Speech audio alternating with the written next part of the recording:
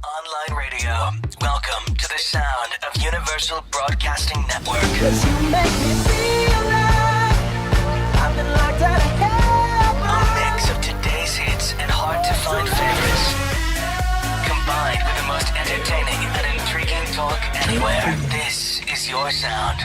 This is the sound of Universal Broadcasting Network at uenradio.com.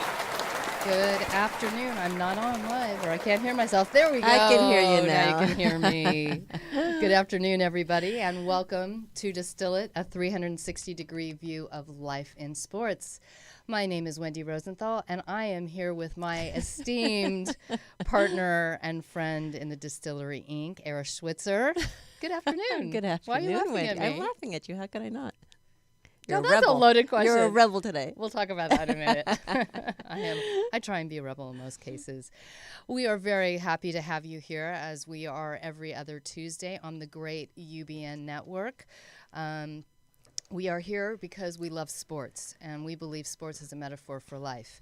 And Eira and I are co-partners in a company called the Distillery Inc.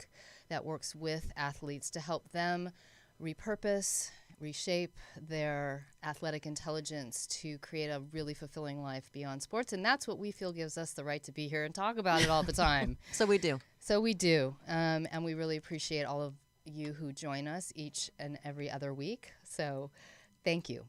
And we want to say hello, as always, to our favorite security blanket, otherwise known as Jarvis Essex. Thank you so much for being here with us. He's not coming on mic today. No. He learned his lesson last time.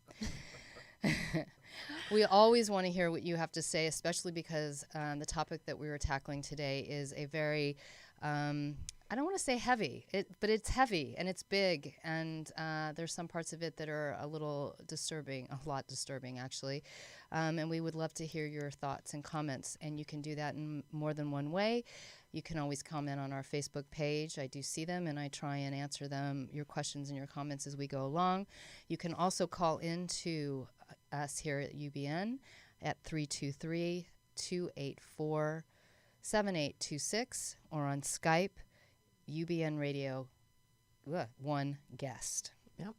But before we get started, though, as we like to do on all of our shows, we like to talk about a couple of things that have been going on in sports in the last couple of weeks. And I have to say, I think the only real thing to talk about is either our kids starting baseball yesterday, which is pretty fun, which was pretty hysterical. Yeah. My father, who coached my brother through baseball, already saw the post I did on Instagram of David's first hit, and he said it looked good, but he needs lots of practice. And I'm like, and so it starts. It's day one. It was day one. It was day one. And they're 5. And they're 5. And if you read our blogs, you see that I'm sure, as we talked a lot about our kids' football experience, you'll be hearing a lot about our kids' baseball experience. Exactly. Also the Olympics. Just a couple of words about the Olympics. And you glued to the TV watching curling. I mean, passionately enjoying curling. You laughed yelling. at me. I laughed. How could I not? You're yelling at the TV, watching curling. I didn't know I had it in me to actually do that. It was deep within. Because first of all, we all left. I hate to say it. Team USA, you guys did an amazing job, so please don't take this the wrong way. But oh my gosh, curling. Yeah. As one of our 10-year-old guests at that lunch happened to say, curling, it's just shuffleboard on ice, which is probably true. Exactly. Nevertheless, you enjoyed it quite a bit. Yeah, I didn't, because they showed their skill at it. And you know what's interesting about it is it took a couple of minutes. It didn't take long. Sure. To figure out how they were extremely skilled and how they were actually doing an amazing job over their rivals, Sweden. Oh, I liked watching you watch curling. That was my favorite Olympic experience. The last time you will see that until next Olympics. Yeah, I'm sure. Although I did read that curling bars are opening up all over the U.S. I've heard this. Where you can go and instead of playing darts or playing pool, you can curl. I won't be doing that with you, but I'd love to see pictures of you.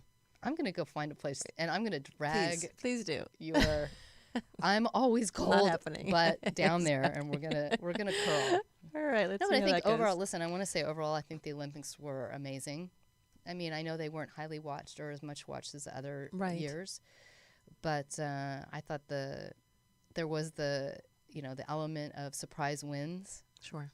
The curling team. Yeah. Across the board, not just the United States. Some I think seeing Lindsey Vonn hook her tip Right. in the Super G combined was painful. Yeah. Painful. But, still with such grace. The Olympics are really an amazing way to see the grace and beauty of what it means to be an athlete and how it really is a microcosm of life. Everything from how people dealt with diversity, the high winds that happened at the beginning of the game, the not being able to even compete in the downhill events for the men and women and what that did to them. It just all shows you what's going on in all of our lives, what we have to deal with, right? Sure. And the composure that some of the athletes had, except for, I'm sorry, I got to call out the Russian athlete who decided that doping for of all sports. Curling. I'm not quite sure how that. What was that edge? What was that edge they were looking for? I don't know. Anyway, it was a great Olympics. Yeah. Anything you want to? Any other highlights besides watching me watch That's curling? You're my highlight. Okay. And then the other thing that we always like to talk about, or I like to anyway, is my hat. So every other week on this show, I try and wear a hat that represents either our guest or what we're talking about. And it's not always easy to find the right hat. But today, I think I nailed it, actually. I think it works. Because I think you can either read it as rebel. Which you are. Or rebel. Which we can. Which we should be doing against the people that are the perpetrators of what this topic is about. Yeah. And so I think that rebel or rebel, however you want to say it, is appropriate. By the way, I'll put in a little plug for Disneyland. This is from Disneyland. It's Star Wars, people. It's Star Wars. I would never have known that looking at that. I know. You had to see the little symbol back here. All right. Listen, we have a lot to talk about, so we're going to jump right in. And I want to be the first to welcome our esteemed guest this week. Rook Campbell. I'm going to just pull out your bio so I get it right. Can I read? I'm just going to read it because it's so well written. From former days working as a bike messenger in San Francisco, which, by the way, that had to be the best training ever, is riding a bike in San Francisco. That's all I have to say. To racing the European circuit as a pro cyclist, to teaching in the university classroom. I want to highlight that it happens to be the University of Southern California, the best university that there is on the planet. Absolutely, as far as we're concerned here. Rook believes in thoroughly mixing sports as business and pleasure, which we couldn't be more aligned with. While championship trophies and pennants are nice, the enduring wonderment of sport can be found in so many other more mundane moments. Rook's work as a scholar, community member, and storyteller are concerned with the ordinary, everyday encounter of sport, play, and games. And as the professor of communication at the University of Southern California, Rook explores the politics, money, and culture of sports, which is why we are so really grateful to have Rook here to talk about this. And Jarvis cut me off. No. Because you were talking too much. I was talking too much. That's now fine. it's Rook's time. Now it's Rook's turn. Which is exactly why we wanted Rook, you to be here with us today, because it's a topic that none of us are experts in, but for sure, we hear you, Jarvis. But for sure, your background and your perspective as both an athlete and somebody who is covering sports from an academic level, for sure brings more to the table than for sure we can, I believe. Yeah. But we have lots of opinions, and we wanted to dive right in. And one of the reasons that we chose this week to do this topic is because when you and I spoke, you were even talking about how your experience, especially overseas, unfortunately opened your eyes to what is really going on. Do you want to share a little bit about your experience in that respect? Yeah, well, thank you, too, for having me here. And I like to read your hat as a verb. So, Yay! A call to action Call there. to action. Yeah. So when we were speaking last, I did share some of the anecdotal, what turned into research that I had been doing on sport fields. And academically, my interest that dovetailed with it was on sport integrity. And I think that's kind of also how I realized my own personal experience inside of my European cycling and what sort of brought me to this topic of sexual harassment and sexual abuse in sport.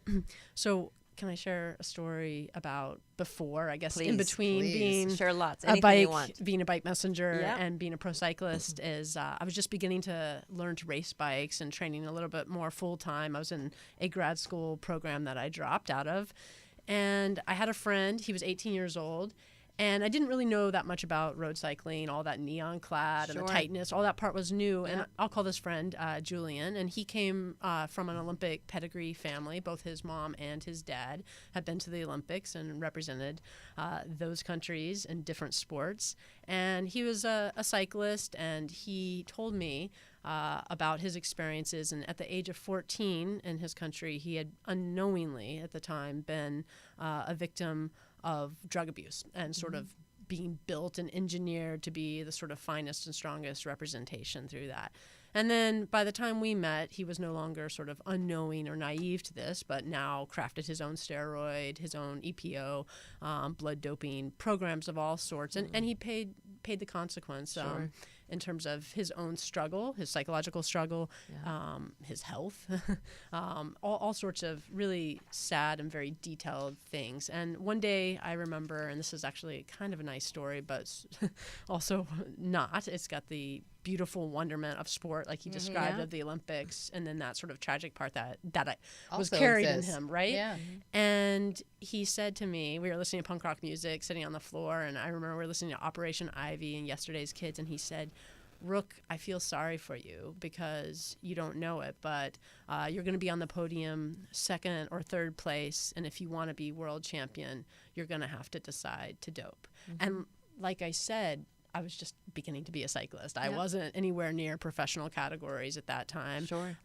So I was so flattered that he thought I was going to be world champion caliber and being able to race in these elite programs that the rest didn't really seem to matter. And it wasn't because I was naive to it, but that question really didn't bother me. So fast forward to when I actually go to Europe and I'm a pro cyclist and I'm racing and all this. Again, the doping question really seems to be what people most get their emotions wrapped around and get most outraged by. And when they think of sport integrity, that's the go-to conversation we're supposed to be having. And only in the last I think in the last couple months that the conversation, when people hear sport integrity, they're suddenly like, oh, like USA Gymnastics or the situation with the Mavericks or even sexual harassment and Olympians and the Shaun White conversations and things like this. But so I think my make-believe or the myths that I sort of lived, those contradictions of thinking I could be naive or not care about doping or not care about this came to a head.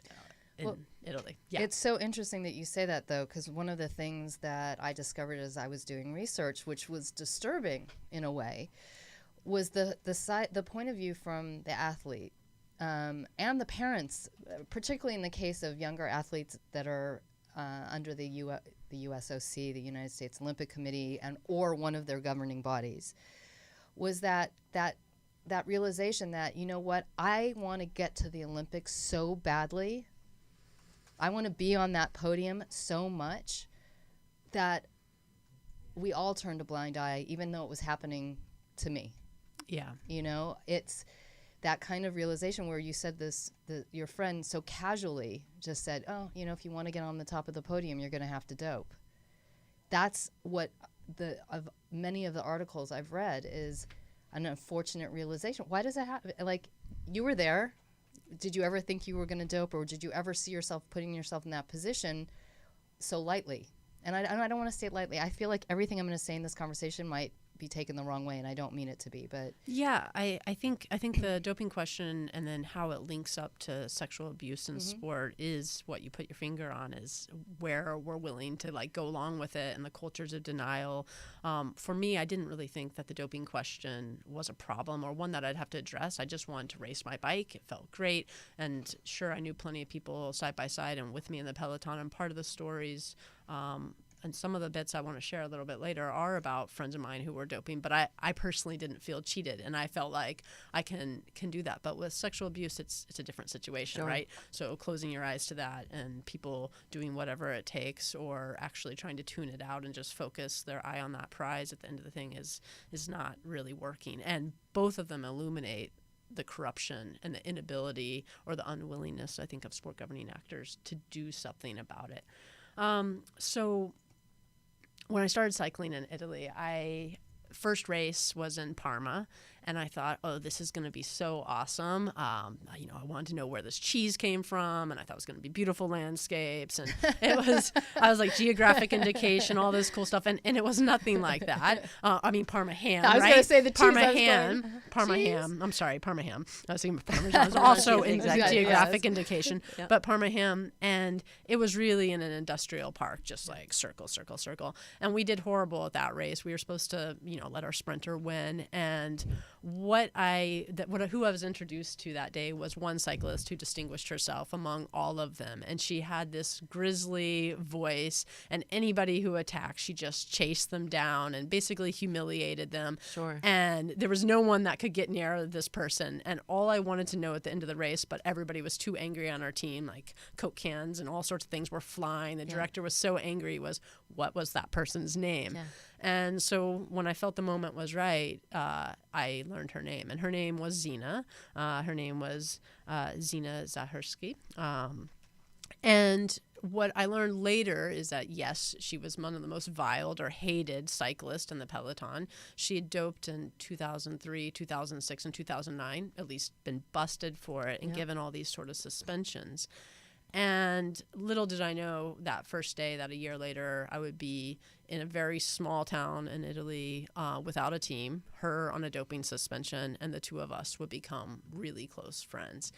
And what ended up happening, and I guess the sort of opening question and what we were talking about last time was what was my experience. So I'll tell a little bit of that and what brought me to what I learned from Zina is I was expected to win a race that I couldn't. All sorts of craziness happened on my team. And it turns out my team had broken my contract and hired more people than they were allowed to. And so they wanted me to sign away my wages, sign away my contract. And when I refused to do that, the team owner became physically violent and throwing a table. And I was able to escape underneath his table. Sure. All sorts of crazy, really horrible situations. And a teammate of mine, her family took me in and let me stay there. And they were really upset by all that had happened. And then nobody, and so I contacted the sport governing body. I'm trying to find out I'm in this limbo situation. What's going to happen with my contract? Yes, I was owed all this back pay, all these things that are in some ways common, and this is not my situation, but part of it. And vulnerabilities of women riders or vulnerability of riders is the economic manipulation inside there. And what ends up happening is that the team mother freaks out where I was staying because she learned that the president was trying to send me to this other team that I heard nothing of. And suddenly she gets on the phone and starts screaming and saying, this American, she cannot go there. Like, this would be horrible of all people, not this person. And it turns out, I learned later, is that the team I was going to had a really strong reputation, and it was known in the community was full of sexual abuse and for many decades. And nobody was really outraged about it and had been outraged about it until this mother, and I'm thankful for her, but her outrage was that for somehow I was privileged enough, I'm American, that shouldn't be my fate. Right. But plenty of people from Russia, plenty of other people, nobody's willing to step out. And that sort of opened up my eyes and began sort of this inquiry of what's happening on these other teams to other riders and collecting these anecdotal stories and field work that later became part of my research, but really was sort of the firsthand experience, still being in it, still trying to race your bike, trying to pay attention, also trying to regather yourself into what you're trying to do, right? I can't imagine what the impact, though, if you're in that position of as an athlete and you're wanting to, like you said, I want to ride my bike, I want to race, and to be put in a position where you are now faced with somebody a coach or whomever it is. One of the things is sometimes it's athlete to athlete. From what I've read, it could be coach to athlete. There's so many different configurations of it. As a athlete and as a cyclist, how do you handle that situation? How do you come into it? What are the dynamics then that either stop you from succeeding or push you to succeed despite it? I mean, did you talk to people who could share that, or in your own personal experience? People are really afraid to talk. In fact, I had people who spoke with me, and it was all going to be anonymous, and then would contact me, a month later or 2 months later, and say, like, please actually destroy the whole record. I know there's anonymity, but I'm afraid there's going to be retribution. I'm going to be blacklisted, or all these different things. But some of the aspects I think that silence people, and again, is that, I went to Italy. I have a passport. I have diplomatic representations, all sorts of cultural resources and social resources that I can call upon. And I didn't leave a family that didn't want me to go or take these giant risks, right? I was on my own anyway. But people are coming from a young age and coming from Brazil and, like I said, Belarus, and they get there. And their passports are kept by the teams. They don't have any money. They don't have anywhere to go. Their family didn't support the whole move in the first place, and all they want to do is be this like physically strong, amazing, in love with what they're doing sport, and to win, right? And so they're really trapped. And I heard a number of athletes talk about their own experiences of this, and being forced to have sex with the director sportif or the team presidents or sponsors, and the sexual harassment that even down to sponsors. Yeah, because like you go on these tours to the sponsors, like, or at least our team did, where we have to like ride around a whole day and go take photos with the sponsors and lie down on their cars and like do all these shots. It was like really, really crazy. And the language barriers between this so anyway, so one of these teams, the writers also had said, it even got worse. Is like people sort of wrote it off or dismissed it, like maybe there's some sort of willingness or a bargain or a terrible contract in here for trying to ride, and these are consenting adults, and it's clearly not. But whereas other writers were like taken out literally on the streets and having to prostitute. But what I shared about my story and trying to make the complaints of, oh, hey, there's a labor violation, I was forced on this, my contract was terminated early, and they owe me thousands of euros and all these different things. So I called and turned to the sport governing bodies. In the case of cycling, it's the UCI. And at first, I felt like I had their ear. I had a representative who, she assured me I wasn't alone.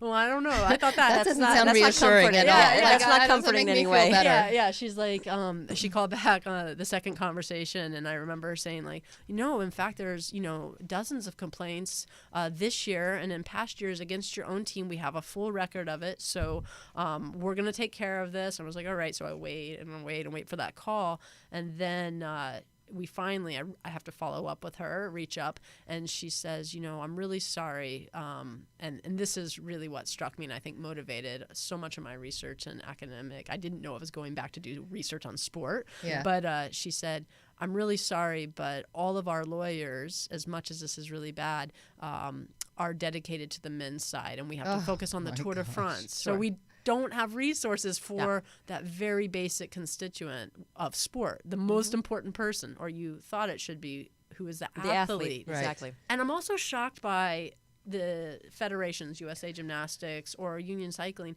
is like it even has in its title for so many of these federations. It's a union. It's supposed to balance social, economic, and political interests of men and women and children, right? Equally.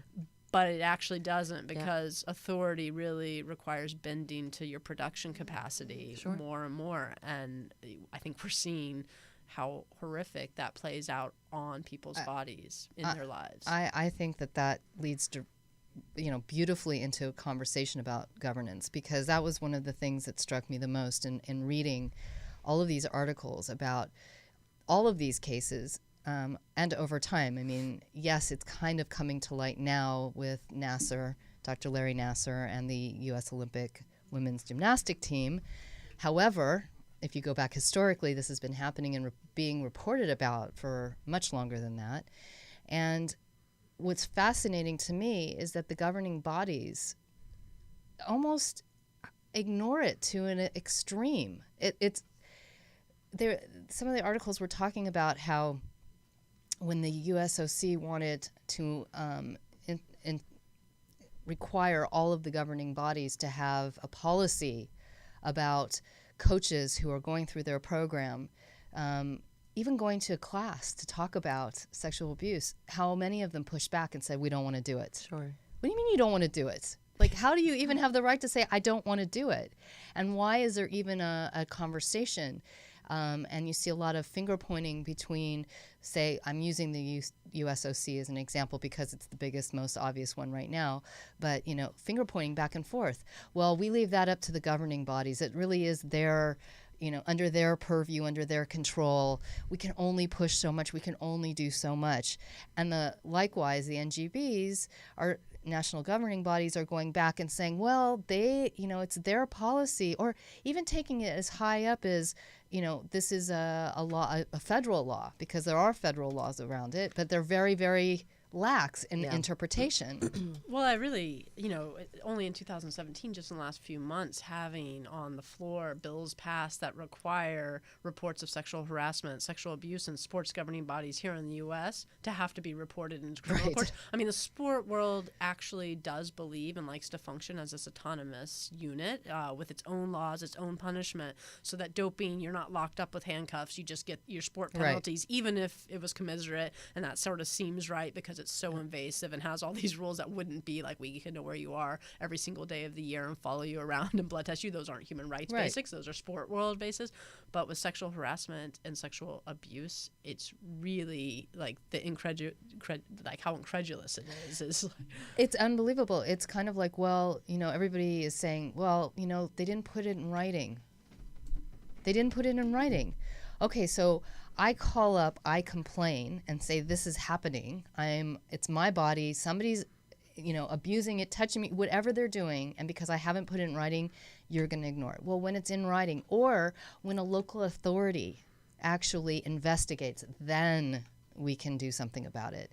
And on one hand, look, I can see the side from a legal standpoint, from an operational standpoint. If everybody who came in accusing somebody, then you might have an extreme the other way where people are falsely accused. So I see that there needs to be a balance, but the fact of the matter is that it's the job of the governing bodies to take care of their athletes.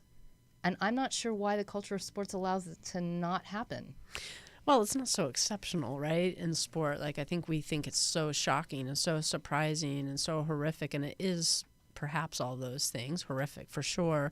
Larry Nassar, and you look at the numbers, and these are the victims and survivors who have spoken out and added their name. But the larger sport culture and the separation and the binary of sexes and the misogyny and the paternalism and the sort of like larger ideas, I think, are primed scaffolds for enabling this. And you can look now again, I think, at or even the Mavericks, professional sport, or Penn State, each of these, and sort of you start to multiply the institutions and who cares about upholding the sort of logic that fosters and nurtures voicelessness and power side by side inside that. And I think people struggle with murky waters. I mean, when we're talking about drug use, it's very clear. It's very easy to say someone did, you know, dope or didn't dope. I mean, there are very clear tests that you take, and it's evident. I think when it comes, part of the problem is that when it comes to sexual harassment and abuse, some of those boundaries get so blurred, and people get so uncomfortable, even sort of, because you start to question yourself on some level. You know, did I interpret that just right? Is that really happening the way that I think it happened in my head? You sort of start to, you know, wonder really what's going on. I mean, I think it's interesting because, like, in ballet, think of the New York Ballet. I forgot the name of the director, right? Yeah. But like, ballet is not a murky area, right? And it's like the difference between a touch and physicality that's meant to instruct and one that's invading your body. And as a ballerina, I'm not a ballerina, or as an athlete in that context, like, you hear and read time and time again in the reports that in their gut, I knew this was wrong. I was stopped still. All these different things.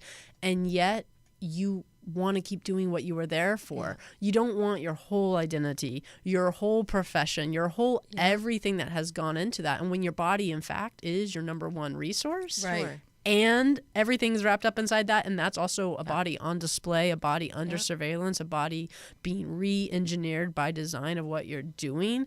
That blurry area, as much as we could maybe say, like, in fact, that's not blurry, and like once you get some mental, like, health care and like think back on it and the space and the distance, but in the moment, I think the mechanisms of surviving and staying strong and not wanting to be seen as a victim, not wanting to be seen as weak, make that really, really difficult for athletes Absolutely. to voice up. And we see that across industries. I mean, we're not just talking athletes now. Yeah. In this day and age, we're seeing it across all industries. Whether it's we were talking earlier about the casting couch. How does an actor, actress sort of sit there and allow something like this to happen? But that's the thing. You want so desperately to be able to say, all this work I've put into my career, getting myself to this point, I very much want to be in that film. I very much want to be cast on that show, and I'm willing to do what it takes. And you stop and you're paralyzed because there's so many things running through your head. Yes, true. I want to say one more thing about Xena. As we became friends and sort of writing and the closeness, like literally inches or centimeters away, handlebar from each other, we started talking about sexual abuse on other teams and teams she had come through and what she had witnessed. And, she confided in me like, well, first she's like, basically screw that guy that was my team president and all these different things, and starts saying what happened on the teams that she had been through. And this is a 2-time Olympian, a world champion, of course, also a 3-time doper caught, and all these different things. And then realizing that on her path to this, that like she had been sexually abused, she had been sexually assaulted, all these things, her passports and things had been stolen, but she stood up on her handlebars, and I won't forget it that day. And I thought she was going to just like jump off and run off, and I was going to chase her right on the bike, and like I would never be able to catch her again. And she coasted and turned back, and she said, "But look at me," like. And what she meant by that, I'm not exactly sure because she didn't put her words to it. But we were making eye contact, and I was looking at her, and what she seemed to say to me silently, "But look how strong I am." Like, how strong, like on a doping suspension, but like I've done all this stuff and I'm so strong. And her story ultimately is a tragic story in the sense that in 2009, she ends up being killed. And all the social media sort of like starts demonizing her and talking about doping, and the subtext is like, you deserve this in some way. But in truth, she got hit by a car, an errant car at 90 miles per hour out on a training ride. And I looked at the media reports and the ways people were talking about her, like someone I loved as a friend, and how doping was the only story that they could see. And also how many people and even federations couldn't spell her name right. Like there's like 13 different ways her name is spelled.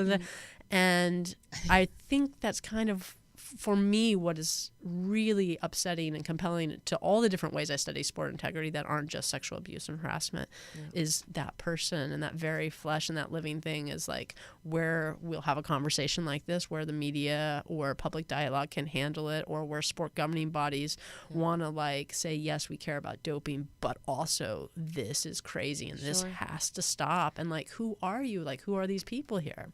I couldn't agree with you more. I want to say we have a comment from Danielle Durkin who's saying, seriously, what woman hasn't dealt with this, much less any athlete? And I think, it's true, Danny. I know you, and it's true, and it's across it's across all, it's across all industries, all sports, and it's coming out in its time. I think.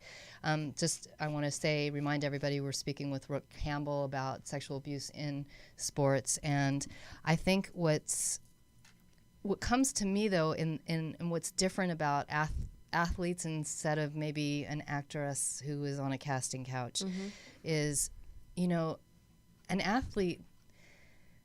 Look, if you're at an athletic level, at that elite level, where you're going to be competing on any professional team or in the Olympics, there's an awareness of your body that is, I think, greater than most of us. Like you were saying, your body is everything. That's what you do your sport with. But not only that, you are one of a kind again, I don't want to degrade any woman who's ever been sexually abused. We're all one of a kind. But do you understand what I'm saying? Like, a coach isn't going to come around to find a gazillion athletes at that level, right? And yet the athlete comes to a place where they abdicate. They allow themselves to be in that situation, as horrific as it is, and as much as they maybe not want to, but they're there. And they're not fighting back because they're the ones that have the power. To me, they're the ones that have the power. Yeah, one of let's see, I think it was Think Progress did a really nice article with a lot of quotes from the Nassar trials. And one of the victims, whose name I've forgotten, said something about how Larry Nassar put her photograph up on the wall next to these other Olympians. And I don't know if this particular athlete went on to be an Olympic or elite level or not, but there was something about his status. He's a doctor. Yep. The trust that you've invested inside that, and that you must, if you're going to succeed, right? You can curb it, and there's different ways in dialogue that can intervene and protect some people better than others. But all of that, like, right, there is no other sort of world, and everything is sort of converging and sort of inside that.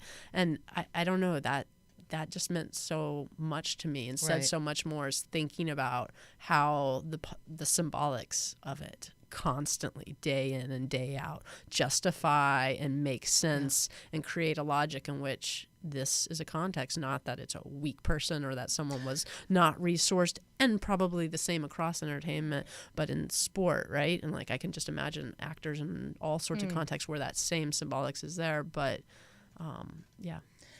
I also wanted to pick up on something you said, like in sports, there has been like a perfect storm where these things are happening, because you have an athlete who has so much invested in making it to wherever they want to go. You have parents that are also very invested. Where are the parents, especially when it's a younger, young adult or a teenager who's the victim? Where are the parents? The parents are so invested in making sure that their child gets to wherever they want to go. You have the governing bodies that, for whatever their infrastructure reasons, their operational reasons, their lack, whoever's the people running them, the time and money invested in what they're trying to do. You have the legality of it, and like I said, you have, people saying, well, legally, I can't really go after this person because nobody's filed a report with the police, and such, all comes together to create an atmosphere where it almost has to happen. I mean, also, I'd add the media in there, point the fingers there as like, NBC not wanting to talk about Shaun White in one aspect, like, let's just celebrate the heroics of this moment, right? Yeah. But sport rewards those who best control the optic. In cycling, that means, like, if you're suffering, if you can fake it that you're not, and wear your opponent out, right? These are the moments in which that kind of game, and I'm sure it applies across different sports, but particularly in cycling, I know that, and the visceral and the reading of other bodies and controlling and registering and self-reflecting of your bodies, athletes are so adept at that. Right? And who can suffer the longest or the most ultimately is going to get that trophy or that prize at the end of the day. And I think so much of that is part of how we grow up, growing into sport and learning sport and succeeding in sport. And there's beauty in that. I don't want to kick a sport to the curb. Like, I'm not a spoil sport. I don't want to like say, everybody take your ball and go home. Like, I really believe in it. But I also think we need to rebel. And that sort of mega and radical game change, which is perhaps beginning, is more than necessary.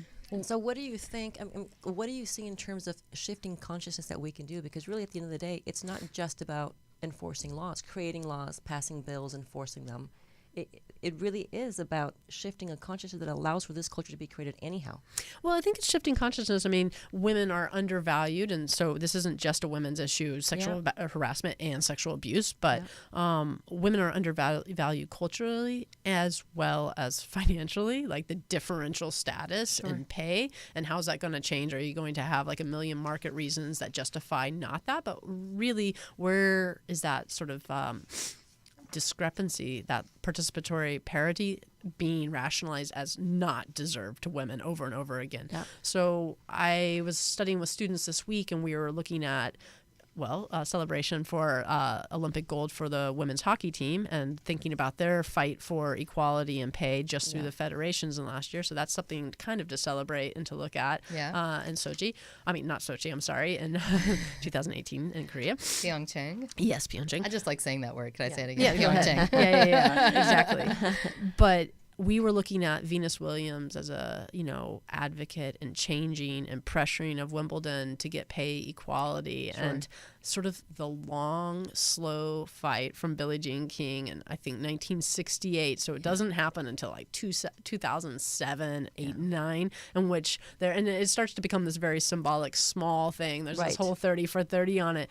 But as I looked at the numbers and just sort of sat at that and looked at the decades that had to roll by, and that's only one sport, but how much addressing that economic vulnerability and realizing like this is deserved, and creating that power and empowerment as what that means for those athletes. And I think in cycling, for sure that happens. Those who are living like below living wages and are dependent on their food, their rations, their every single aspect for largely men who don't have their best interest in mind. And in fact, the sports science doesn't have their best interest in mind. Doctors like Larry Nassar do not have their best interest in mind. So how do we make a difference in, I don't know, it's a big question. Like, I want to rebel. I want to do something. I want to protect athletes. I want to protect all people who are sexually abused. But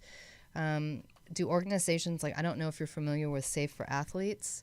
Like, so there's these organizations that have been around for a while. Again, this is nothing new, that are there to lobby, to raise funds, to help change the governance, to help push those who are at the top of the food chain in all athletics to do things differently, to provide parents and to provide athletes with a safe place to come and at least express their stories. Do you believe those types of organizations make a big difference? Well, I think stories and voice at any level is very empowering and does make a difference. And starting with individuals and between individuals, that's powerful and should never be overlooked. And so an organization that's working to elevate and to bring that space about for more people, yes. But I guess I've been looking at, and this again is in the context of cycling, is all these adjacent efforts to get a women's cycling association or a separate women's cycling union to actually sort of be a side push and pressure on the cycling union that's supposed to do it in the first place. So on the one hand, I'm like, great, that's great work and progress, and you're bringing this attention. But I'm like, wait, that's completely messed up. Like, that's supposed to be your wheelhouse, right? The IOC understands that that's their wheelhouse in some ways, and pushed and pressured slowly, very slowly, and only under massive pressure to have the board resign for USA Gymnastics. And right, like, that's not how it didn't happen early on, or the resigning of presidents in Michigan State University. And but even in their own organization, by the way, I mean, the USC, I mean, they're under a lot of pressure for many, many reasons, not just this, but even pressure, federal pressure on organizations that are funded primarily by our tax dollars, to really step up and have some better accountability, and to even look at, making big changes at the highest levels. Yeah, also government, right? We're trying to figure out how to have accountability in these sort of spaces that were the last, and to have whistleblowing options and so forth. But I think sometimes when I start thinking, like, where do I want to point the finger in this moment? It's the media's fault, or, oh no, it's the sport governing bodies or the agents. Like, actually discrimination or overlooking opportunities for athletes, for all the agencies that don't pick up the women and aren't going to advocate for them, but they'll put up with all this crap, crazy stuff on the men's side, and be like the number one athlete apologist, but when it comes to actually standing by things.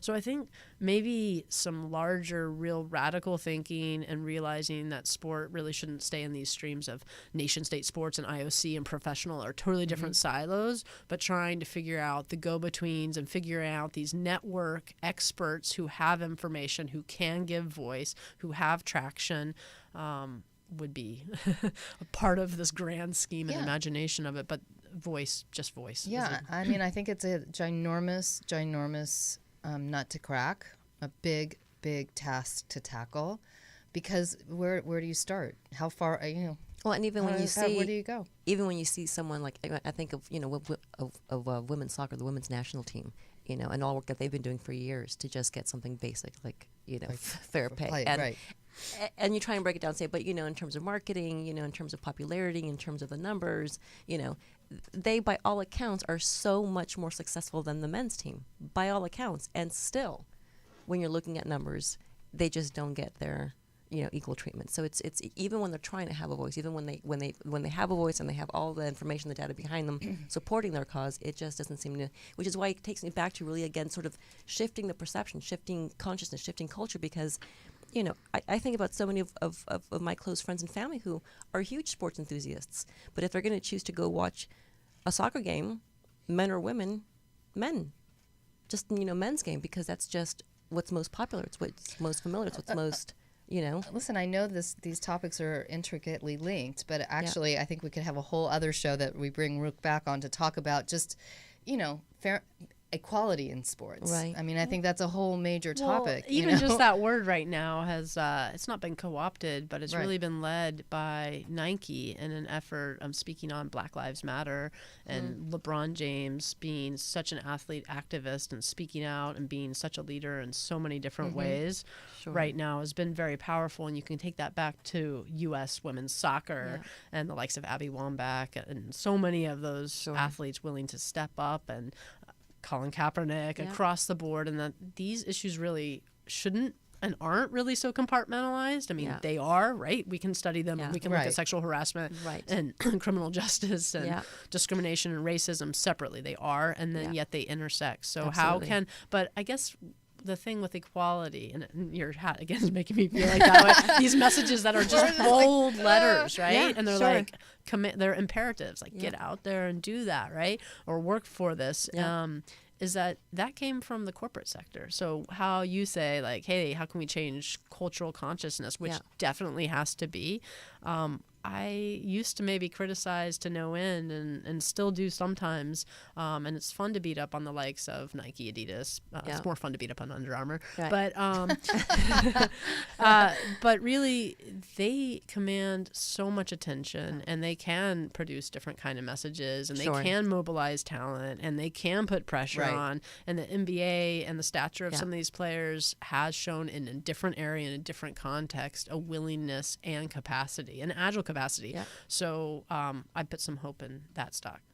So maybe it's rallying the athletes at the highest levels to take on some of these issues. Right. That, again, maybe out of their wheelhouse or not maybe affecting them directly, but it affects sports in general. When you read these stories, like, again, I'm not shocked. I'm not 5 years old and don't see what happens in the world across all industries. But when I was reading these stories,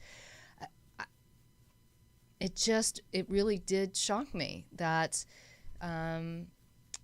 that it happens to the degree that it happens, but in the way that it happens, and how so many people are willing to turn their eyes from what is going on for the sake of money, for the sake of, again, I see all sides, for the sake of not wanting to accuse people that maybe are innocent for whatever the reason, but the fact that it happens over and over and over again says a lot. Right. And I think it's time to stop. So I'm actually working on this topic with students right now on sexual abuse in youth sport. And so I signed some readings, this really excellent text by Michael Hartrow, and he provides a sociological sort of analysis of it, but he really stays true to the course of showing or using and quoting the survivors in their own words, and then goes on to discuss it. And so I read it before the semester and worked with it, and I was really, really moved, and I thought, gosh, this is really powerful because it is that voice, it is that storytelling. And then I read it again a few days ago, and I was like, oh my God, this is so terrible. I can't assign this to students. We can't really discuss this, the graphic nature of it.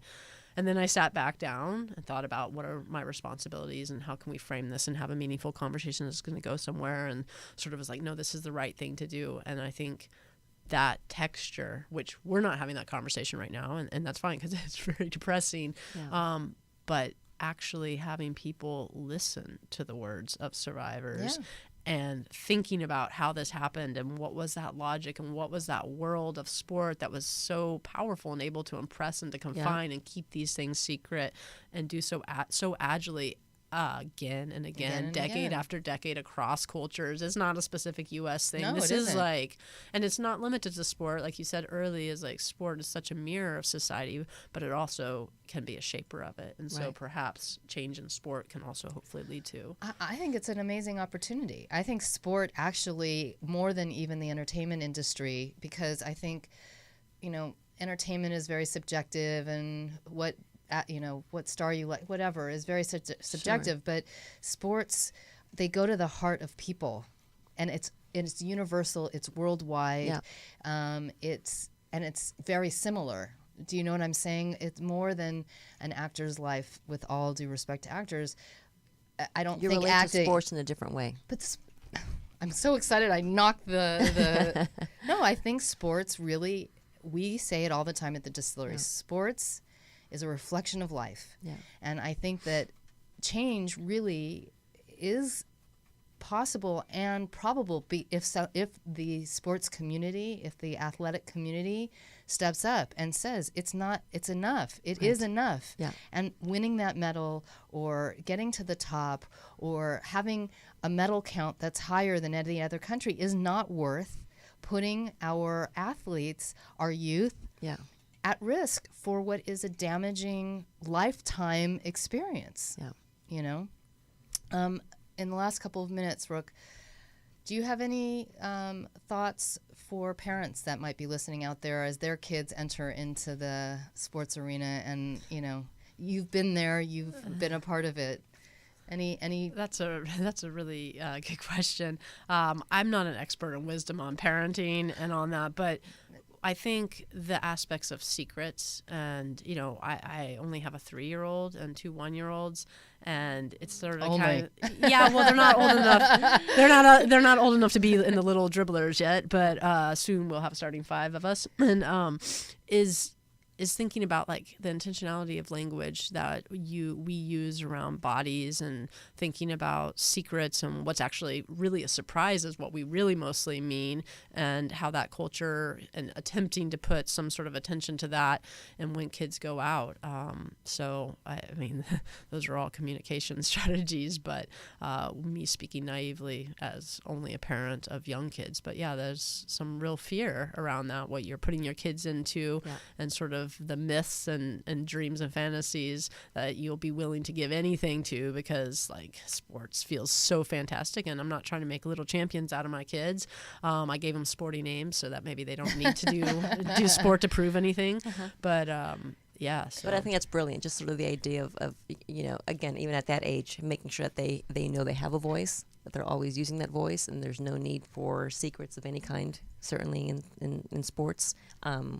I think it's brilliant. I think just reminding our kids to come home and just talk about everything. Tell me everything about what happened today on the field, on the court, in the gym, in the locker room. Everything. And also I believe it's important to remind kids that winning is a lot, but winning isn't everything. Yeah. And you don't have to put yourself out there, in any way or every way in order to succeed. Right. And you that don't have to success, compromise yourself, who you are. Success what you comes believe with knowing who you are, and knowing where your boundaries are, and knowing your limitations, and knowing where to push them. And like we talk all the time, go with your gut, because I think deep down with your inside you know what's right or wrong. Exactly.